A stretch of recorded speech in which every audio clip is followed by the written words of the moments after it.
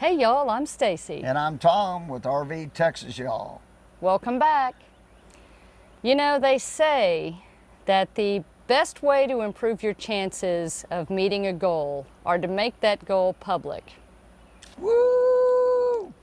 So that's what we're doing today. You don't get much more public than this, right? Yep. Well, stay tuned and we'll tell you what's about to happen.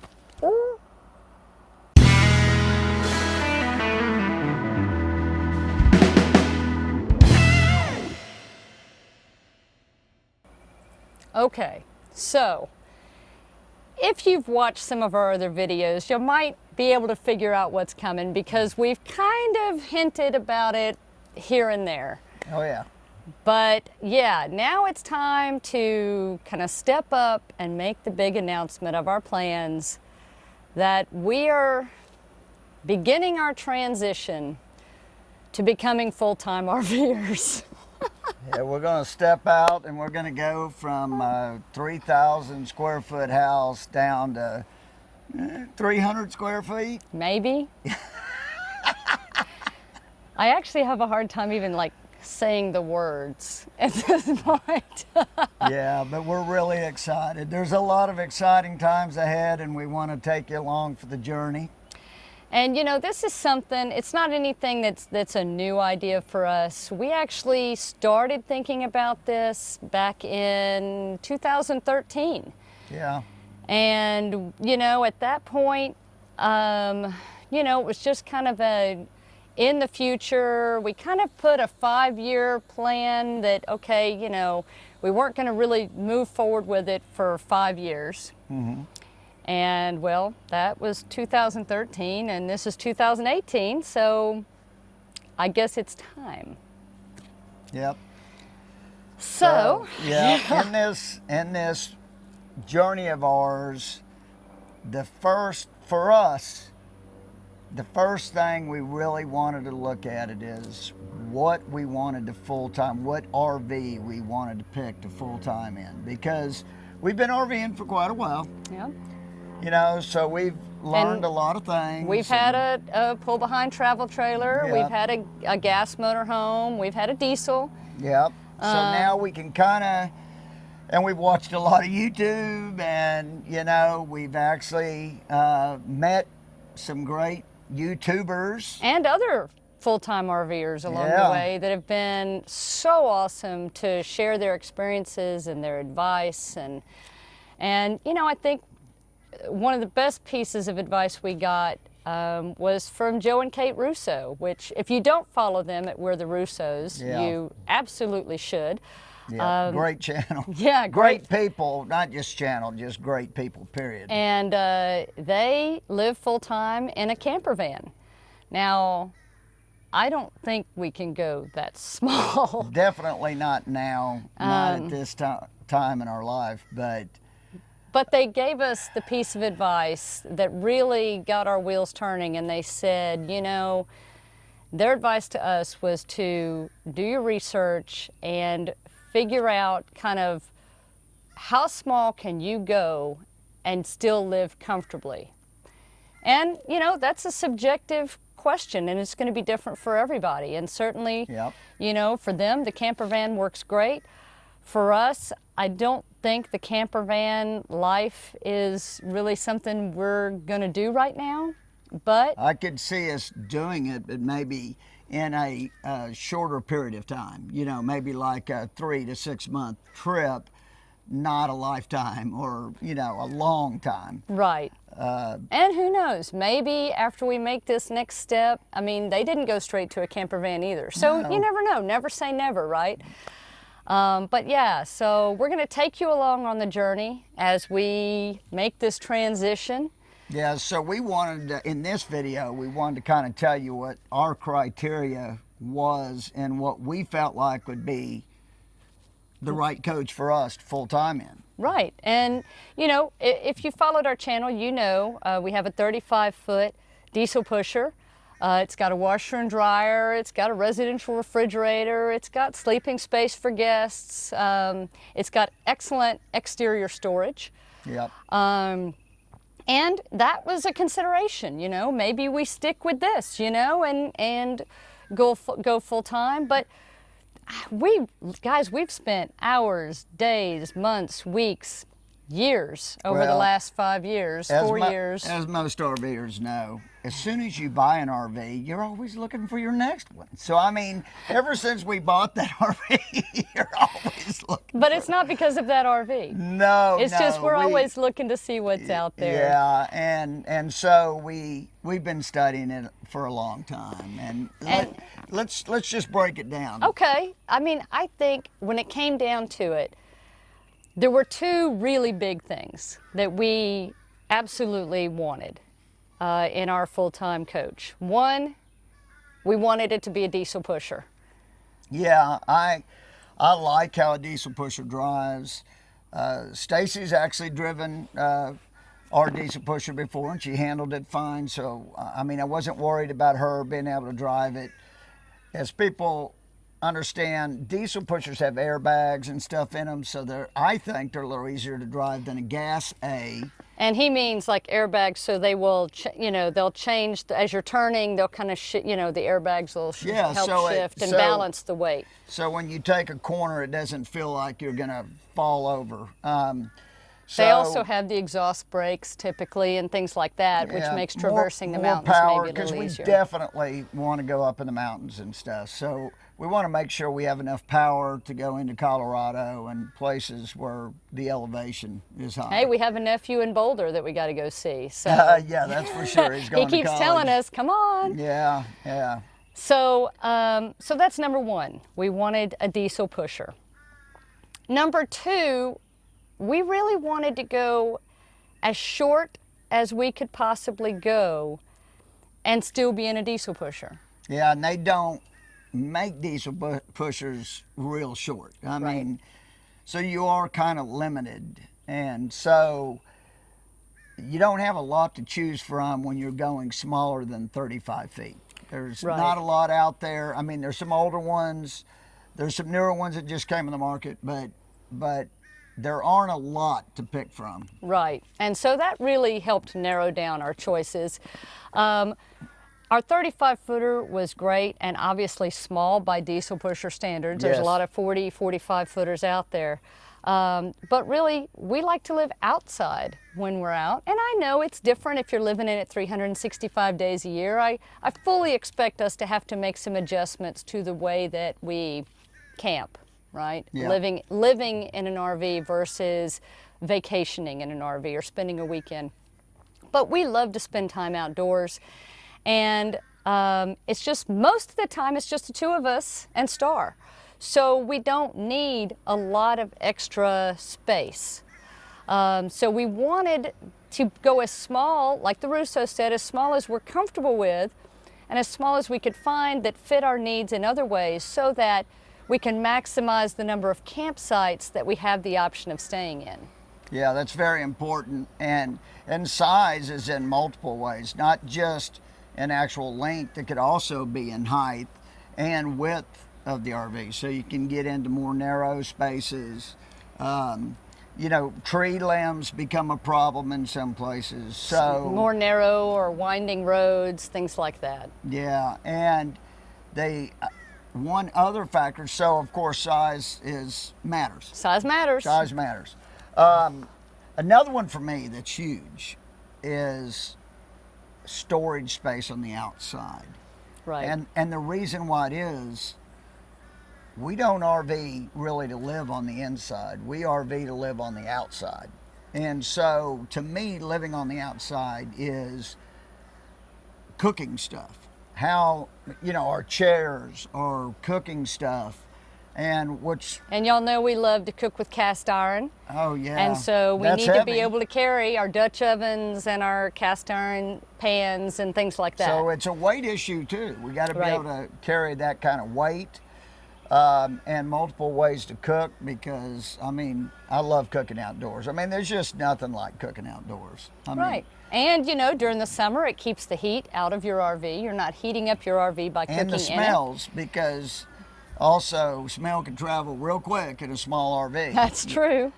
So if you can keep all that outside, it makes it much better to live inside when you need to stay inside. That's right. And, you know, so that's definitely a consideration. Another thing, and this might seem like a tiny thing to a lot of people, but we really like having a ladder on the back of the RV. And there's a couple reasons for that. One, we don't want to, we're looking to go smaller, right? So our storage space is going to be more limited than if we were looking at a big bus. And so we don't want to have to carry an external ladder with us. Right. But we need to be able to get up on the roof, maintain it, maybe do some caulking or cleaning, things like that. And so the ladder on the back is really, really handy for that. Yeah, and you know, you always have to check your stuff on your roof. I mean, that's part of general maintenance of an RV. It is. Plus, bonus, we have a flagpole holder that Yeah. clicks onto the, it connects onto the ladder. And so we love flying our flags. So we yeah. don't want to have to worry about finding, I know there's other ways that you can do it, but it's just so convenient just to always be back there, and all we have to do when we pull up is put the flag on and put it in its carrier there, and boom, we're done. Yeah, it's So- nice. It's lightweight. Some of the other solutions we've seen are not lightweight, and they're bigger and bulkier. And again, so- storage space. Yes. So I mean, all factors, and that ladder leads to another thing that we really want, and that's solar. You know. We do. We would love to be able to have solar, whether we get the unit with solar or we add solar later. One of the things that's important is we want to be able to get up on the roof and check and make sure that it's laid out so that we've got room for solar if it's not already up there. Yeah, because, you know, we aren't big boondockers, but we hope to do more of it. We Never don't say know. never. Never say never, you know, because we haven't even had the opportunity to be able to go out. We've gone out west, but we've gone all the way to Disneyland, you Right. know, and we stayed right there close to Disneyland in an RV resort. But there's all sorts of BLM camping and stuff that we're excited one day to hopefully be able to get to check it out. Well, and really, we want to be full-time RVers so that we can travel and explore and check out all the different areas that we've never had the time to see on a short trip. Yeah. So the rig we're looking for to full-time in, the point of it is to maximize the areas that we can go to. And solar is a great addition to that. Well, a lot of places you don't have any hookups at all. Even some national parks and stuff Right. that we might be able to get into, but there's no hookups. So you got to have power somehow, and you know the sun is a great source. That's right. You know, and solar is wonderful, and to be able to, yeah, we'll probably have a generator for sure, and you can turn on your generator. But when you do that and other people are around, I mean, it's loud and It'd be great not to have to rely on that all the time. yeah, I mean, it's nice to have that free source called the sun. Now, you know, one thing that we really thought would be at the top of our wish list that we have in the Palazzo is a washer and dryer. And interestingly, while it's really convenient, we, after talking to a lot of full-time RVers, some that have it, some that don't, we've decided that is not a must-have for us. And just about every one of them say that's very overrated. With our experience, the unit we have takes a long time. Long time. And you can only do small loads at a time anyway. And so, you know, we're going to be staying in RV parks that have laundry facilities, and at least some of the time. Yep. So, you know, we will just use that. Everybody said it's not a big deal. Yeah. And again, we want to be small, so that's a sacrifice that we're willing to make. I'd rather have the storage space than take up some of that storage space in a small unit with a washer and dryer. Yeah. So, and some of them use a lot of water too, so you have to be on full hookups. Yeah, and you really don't know how much water you're using, so you really can't do that in a boondocking situation. Or even if you don't have sewer hookup, unless you just want to make a bunch of runs with your Blue Boy down to the dump station. Yeah. So that's something that we thought we were going to really want, that through now experience of our own and talking to people, we've scratched off the list. Well, one last thing I think we ought to talk about is obviously the financial side of things. You know, the buying new versus maybe buying used. And of course, to this point, we bought new every time. We have. But, you know, if you can buy a quality used one that's lightly used or whatever, I mean, the depreciation's already, a lot of it's already gone, you know. So sometimes you can get a heck of a deal and you didn't lose a lot of money right after you drove it off the lot. We've seen, while we've been looking, we've seen some really, what looked like some really good quality units of all shapes and sizes and makes and models and brands. And there's a lot of stuff out there, y'all, that sometimes people will buy with the intention of traveling a lot, and then life happens and they don't really travel and it's in storage all the time, so they decide to sell it. Sometimes what they buy isn't really what they decide they want, and so they sell it. Sometimes, unfortunately, something happens that's unexpected and they're not able to travel like they'd like. So, well, and the other thing too is everybody knows that's owned RVs that first year you're kind of tweaking and stuff. Little things happen and you get those fixed within the first year, and sometimes if you buy one, those kinks and stuff are already worked out. that's a very good point. You know, so, but, you know, with all that said, should we tell them or? Why not? So you want to know a secret? We actually have already made our selection. Yes.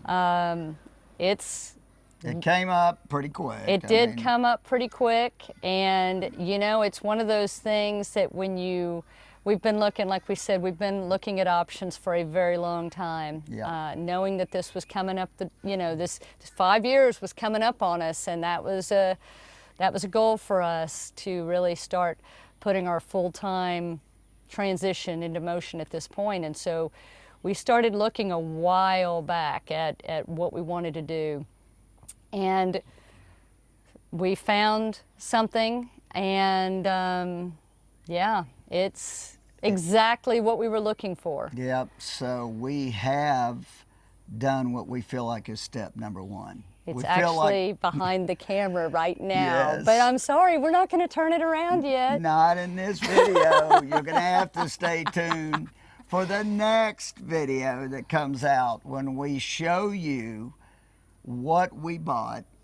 Yep. And kind of why we bought it and where we bought it. Yeah, you Because might be surprised. all these things are surprises, but at the end of the day, it was a wonderful journey, and we're so excited. And now we feel like we can start to sell all of our crap or give it away, you know. And that's the thing, y'all. We're making the announcement. We are starting our transition to full-time RVing, and yes, we've made that first step for us. And our next video will show you in detail what that entails. We'll take you along on the journey that we went on. yeah, But we don't know how long this transition's going to take. no, we still have some major things we have to go through. Stacy and I own a business. I don't know, we've never really talked about And that. it's not a mobile business. It's No. not something we can take on the road with us. So No, I mean, we have RV Texas, y'all, obviously, that we will take on the road with us. And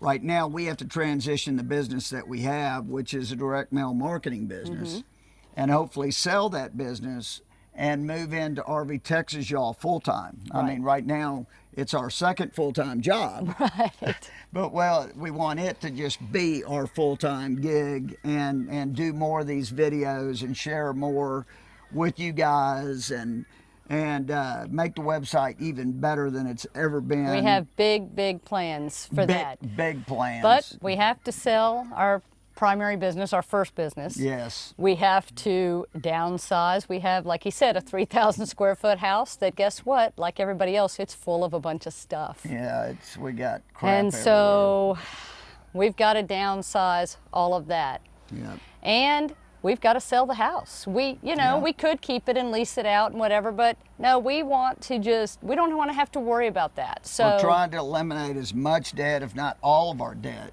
right, if we can, right, and before we hit the road. So we're going to take you on that journey with us. So we know there's a lot of you guys out there that have already been there, done that. You're living the full-time dream right now, or maybe you have and now you're doing something else. Yep. And if you have any advice to share with us, believe me, we would love to hear it, Yeah, because please.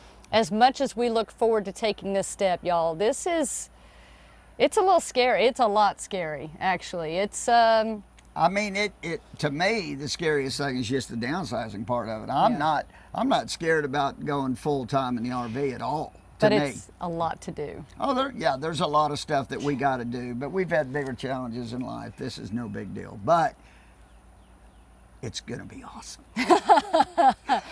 Well, so please share your advice. We're begging you. Yeah, please do.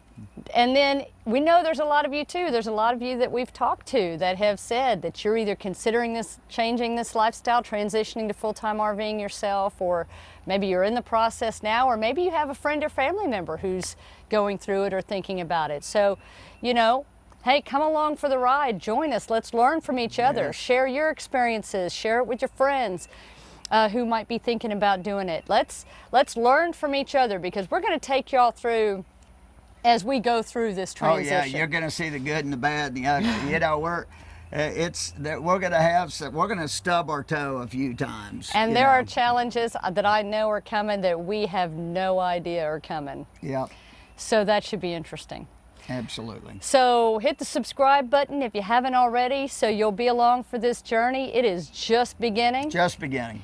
And if you're not interested in full-time RVing, hey, make sure you're subscribed to us also, because part of our journey is we're going to be spending more time, even for a few days here and there, out in our RV, because we need to test things out and we need to see what we can realistically bring with us and what works and what doesn't, in more of a living type of experiment. Yeah. And so we're going to bring you more campground tours and RV park reviews. Don't think that we aren't going to do RV park reviews or aren't going to do state park reviews. We're going to do more of them. That's right. Our camp channel, cooking videos, yes, tips, all we're of that. going to do more of that stuff, but we're also going to show you the journey in the RV lifestyle and the journey to the RV lifestyle. So, you know, we're just excited. We got so many things to happen. There's a lot coming. Yeah, there's a lot coming. So, woo! Hold on to the reins, folks. It's about to begin. So remember that next video after this one is gonna show you what our new RV is. debut. The new debut of RV. No. The new Diesel Tex. The new Diesel Tex.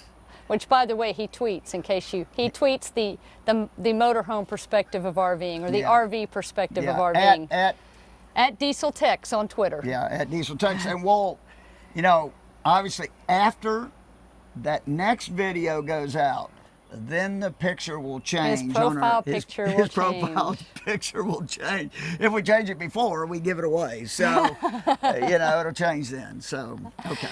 So anyway, hit the subscribe button, drop us some comments, join us on this journey. Please do. As we take this next step, dive, jump, leap, I don't know, come along for the ride, y'all. And until next time, safe travels. And happy camping. Bye. Are we like leaning down? I think we're leaning. Are y'all? Do we need to lean this way? Do we need to lean?